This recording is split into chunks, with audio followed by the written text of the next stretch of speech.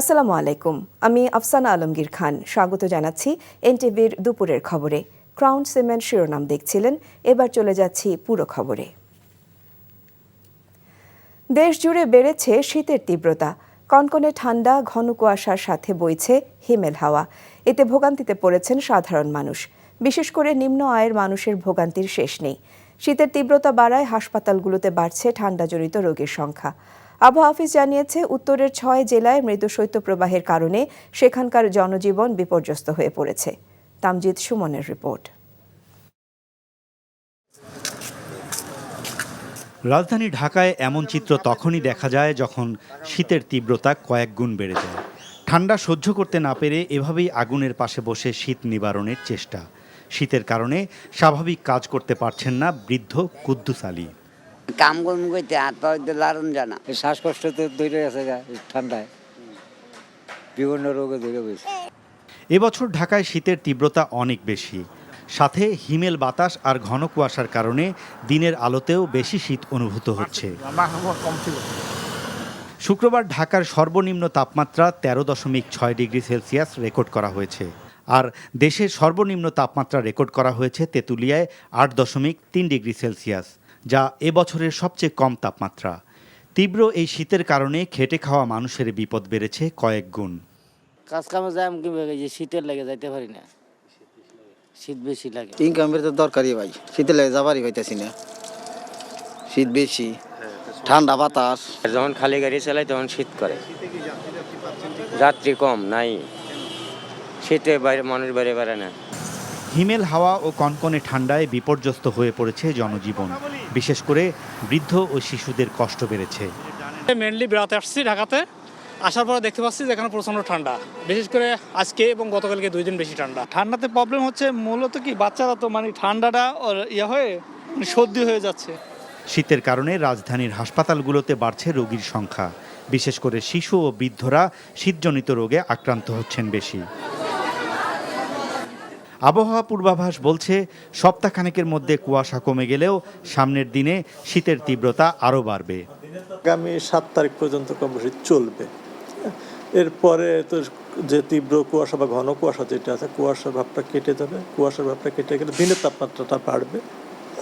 যখনই দিনের তাপমাত্রা বাড়বে, মানুষের মধ্যে যে দিনের বেলা যে তীব্র শীত যেটা অনুভূত হচ্ছে, এই তীব্র শীতের অনুভূতিটা অনেকটা কমে আসবে। এদিকে শৈত্যপ্রবাহের কারণে রংপুর বিভাগের পঞ্চগড়, নীলফামারী, কুড়িগ্রাম, দিনাজপুর এবং রাজশাহী বিভাগের নওগাঁ, পাবনা সহ প্রায় সব জেলাতেই জেঁকে বসেছে শীত। এছাড়া চট্টগ্রাম, ময়মনসিংহ ও বরিশাল বিভাগেও বেড়েছে শীতের প্রকোপ। Tamjid Suman, NTV news, Dhaka.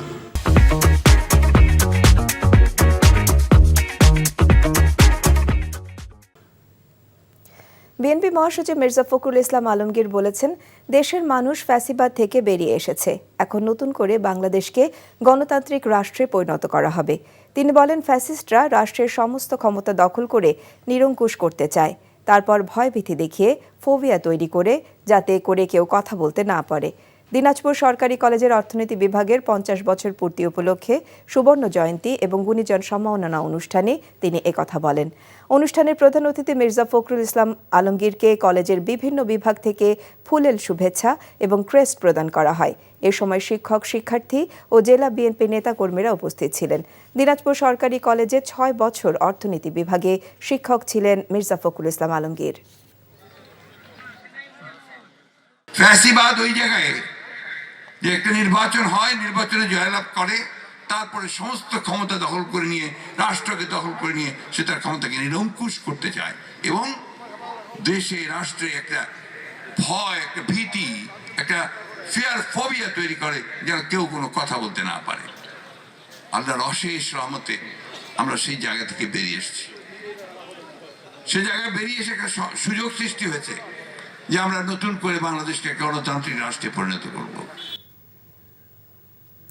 অন্তর্বর্তীকালীন সরকারের উদ্দেশ্যে জামায়াতে ইসলামের আমির ডাক্তার শফিকুর রহমান বলেছেন, অতি জরুরি সংস্কারগুলো শেষ করে দ্রুত নির্বাচন দিন। জনগণ যাদের পছন্দ করবে তাদের ভোট দিয়ে নির্বাচিত করবে। দুপুরে নাটোর নবাব সিরাজউদ্দৌলা সরকারি কলেজ মাঠে জেলা জামায়াতের কর্মী সভায় তিনি এসব কথা বলেন।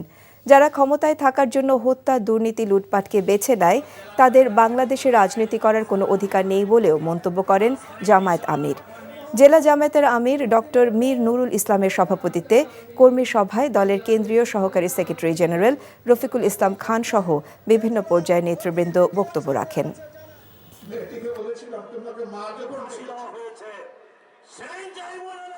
দেশপ্রেমিক বিভিন্ন দলের মানুষকে তারা কোন গুণ করেছেন, সাধারণ মানুষকে কোন গুণ করেছেন, শেষ পর্যন্ত আমাদের যুবক যুবতী কলিজার টুকরা সন্তানদেরকে হাতুড়ি বাহিনী পাঠিয়ে গুলি চালিয়ে তারা খুন করেছে। আগামী নির্বাচনে তারা অংশগ্রহণ করতে পারবে কিনা? নির্বাচন কার জন্য? নির্বাচন তাদের জন্য যারা মানুষকে সম্মান করে, নির্বাচন তাদের জন্য যারা দেশবাসীকে ভালোবাসে। এ বিশ্বাস আস্থা যাদের নয়, নির্বাচন তাদের কপালে নয়।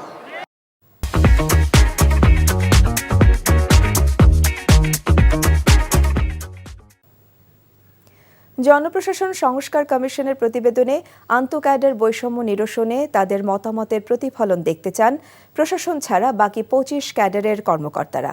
এবারও প্রশাসন ক্যাডারের একচ্ছত্র আধিপত্য দূর না হলে চাকুরি বিধি অনুযায়ী ব্যবস্থা নেবার হুঁশিয়ারি দেন তারা।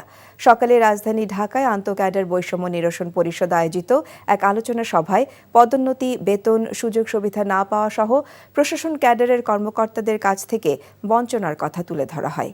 বিস্তারিত রকুনউদ্দিনের রিপোর্টে।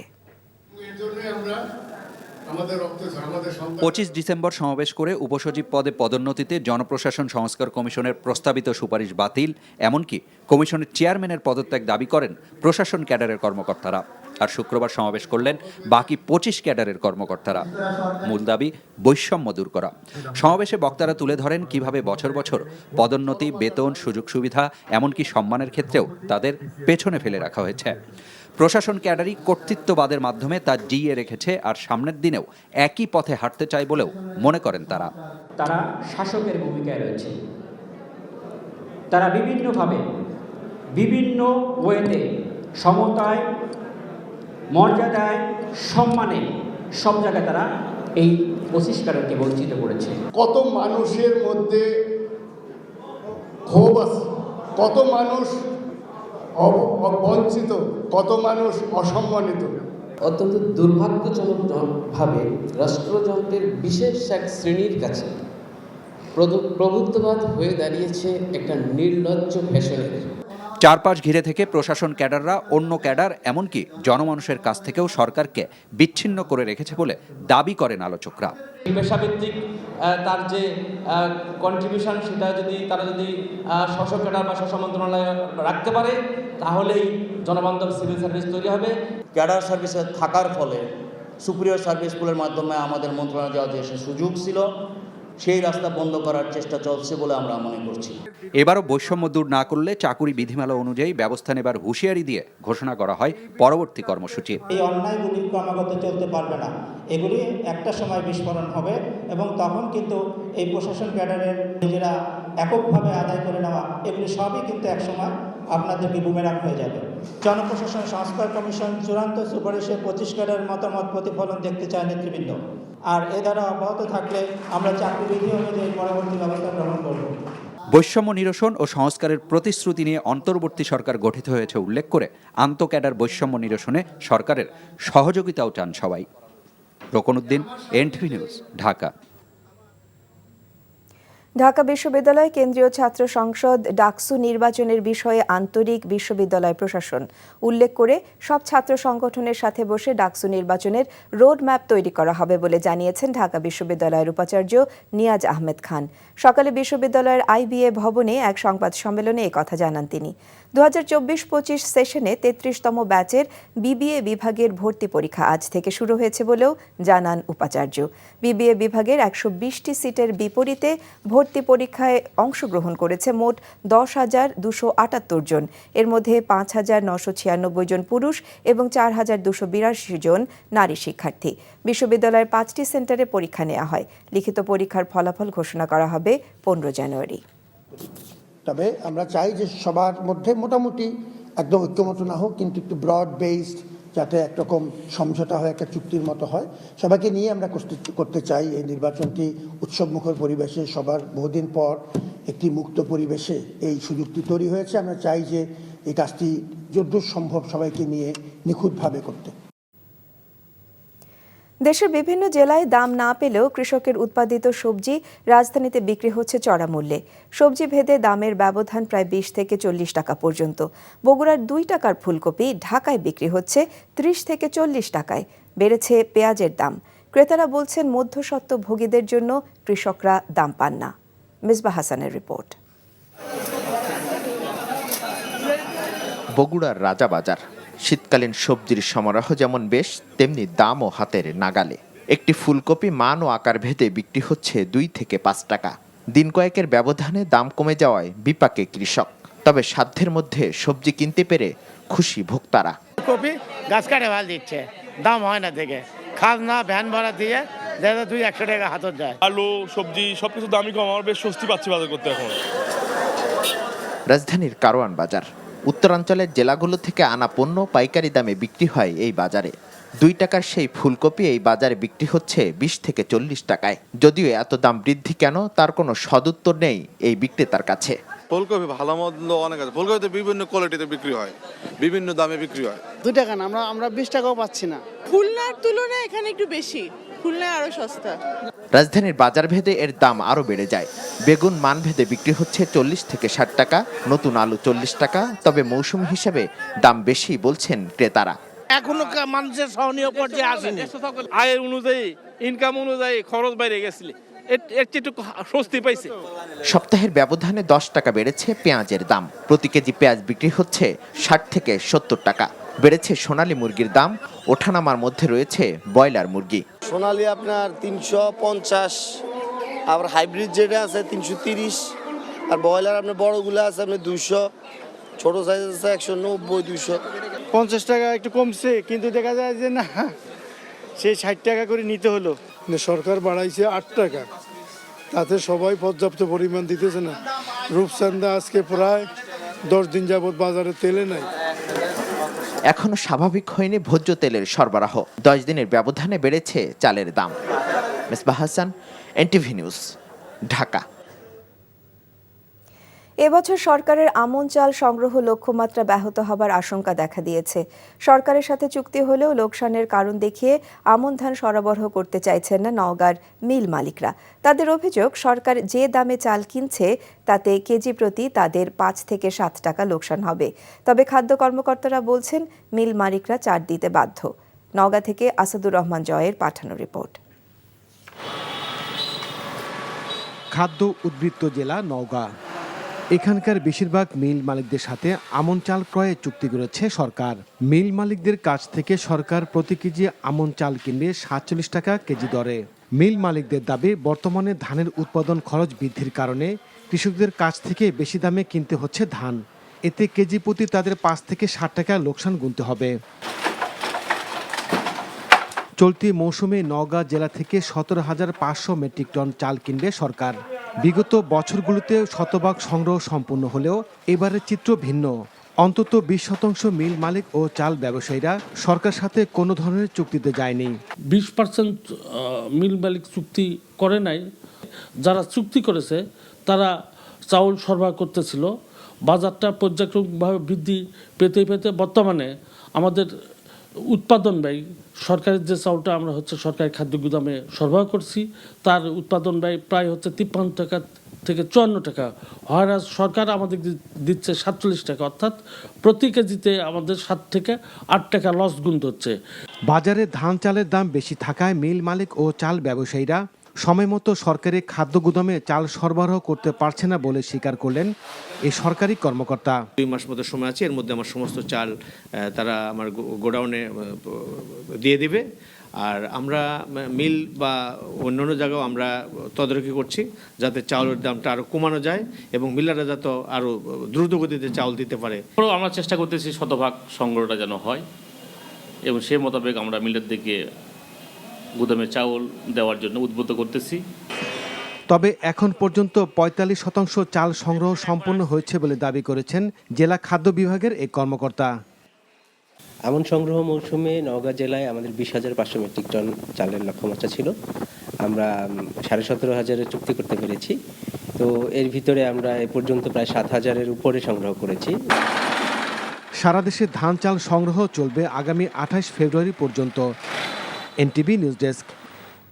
যারা দুর্নীতিতে 5 বার চ্যাম্পিয়ন হয়েছে তাদেরকে এদেশের মানুষ ক্ষমতায় দেখতে চায় না বলে মন্তব্য করেছেন ইসলামী আন্দোলন বাংলাদেশের আমির মুফতি সৈয়দ রেজাউল করিম। আওয়ামী লীগ ছিল ভারত মনোনীত সরকার উল্লেখ করে মুফতি রেজাউল করিম বলেন, অন্তর্বর্তীকালীন সরকারকে বিপদে ফেলতে এখনও স্বৈরাচারের দোসররা ঘাপটি মেরে আছে। রাজধানীর ইঞ্জিনিয়ারিং ইনস্টিটিউটে ইসলামী শ্রমিক আন্দোলন বাংলাদেশের জাতীয় সম্মেলনে তিনি এসব কথা বলেন। আগামীতে সংখ্যানুপাতিক নির্বাচন ব্যবস্থার দাবি করেছেন ইসলামী আন্দোলন বাংলাদেশের শীর্ষ নেতারা। তিনি বলেন, আগামী জাতীয় সংসদ নির্বাচন হতে হবে সমতার ভিত্তিতে।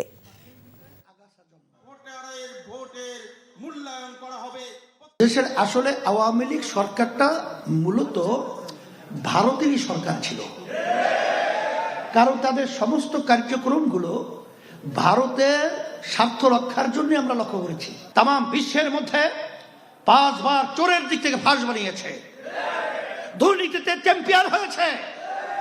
আর এই দুর্নীতিবাজদেরকে আবার ক্ষমতার মস্তদে বসিয়ে আমরা তামাশা দেখব, এটা বাংলাদেশের জনগণ সহ্য করবে না। ঢাকা ও উত্তর পূর্বের সিলেট সহ দেশের বিভিন্ন স্থানে সকাল 10:30টার দিকে মৃদু ভূমিকম্প অনুভূত হয়েছে। এর উৎপত্তিস্থল বাংলাদেশের পার্শ্ববর্তী মিয়ানমার বলে জানা গেছে। হবিগঞ্জ, কুমিল্লা ও রংপুরেও ভূমিকম্প অনুভূত হয়েছে বলে খবর পাওয়া গেছে। মার্কিন ভূতাত্ত্বিক জরিপ সংস্থা USGS জানিয়েছে, ভারতের দক্ষিণ পূর্বাঞ্চলীয় রাজ্যের নাগাল্যান্ডের ফেক শহর থেকে 128 কিলোমিটার দূরে মিয়ানমারে ভূমিকম্পটির কেন্দ্র ছিল। রিক্টার স্কেলে এর মাত্রা ছিল 5। সিলেটে কয়েক সেকেন্ড স্থায়ী হয় এই ভূমিকম্প। এতে আতঙ্কিত হয়ে অনেকে বাসাবাড়ি ও ব্যবসা প্রতিষ্ঠান ছেড়ে রাস্তায় বের হয়ে আসেন, তবে তাৎক্ষণিকভাবে কোনো ক্ষয়ক্ষতির খবর পাওয়া যায়নি।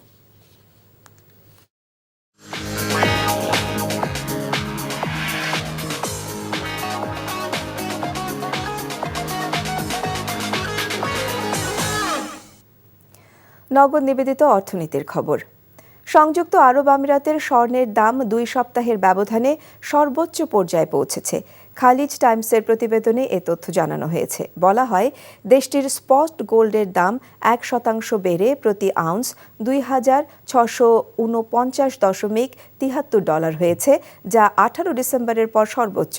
বাজার বিশ্লেষকরা জানিয়েছেন, নিরাপদ বিনিয়োগ হিসেবে স্বর্ণের কেনাবেচা বেড়ে যাওয়ায় দর বাড়ার পেছনে সরাসরি ভূমিকা রেখেছে। সেই সঙ্গে মার্কিন ট্রেজারি বন্ডের দর কমে যাওয়া এর প্রধান কারণ। পাশাপাশি ফেডারেল রিজার্ভের সুদের হার নিয়ে নেতিবাচক সিদ্ধান্ত এবং নবনির্বাচিত প্রেসিডেন্ট ডোনাল্ড ট্রাম্পের আসন্ন শুল্ক নীতি এই দর বাড়ার পেছনে ভূমিকা রাখছে।